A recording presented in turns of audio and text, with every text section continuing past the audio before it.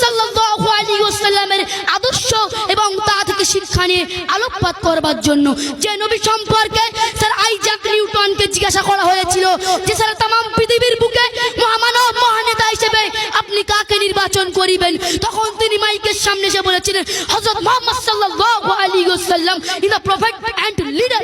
তার আদর্শের কাছে সারা পৃথিবীর মানুষ মাথা নত করতে বাধ্য। আমরা শুধু বলি তিনি লিডার নয়, as a father, as a teacher, as a leader, he is the Superman of the world. তিনি পিতা হিসেবে অতুলনীয়, শিক্ষক হিসেবেও অদ্বিতীয়, লিডার হিসেবেও সর্বসেরা। তিনি আপন আদর্শ দ্বারা সারা বিশ্বকে জয় করেছিলেন।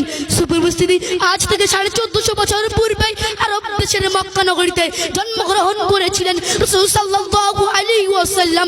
দীর্ঘকাল পরেও আজ তার আলোক বার্তা চিরসমান্বিত হয়ে আছে। গোটা বিশ্ব জুড়ে কাফের, মুশরিক, বেঈমান অস্বীকার করেছে তার সুবহান আদেশের কথা।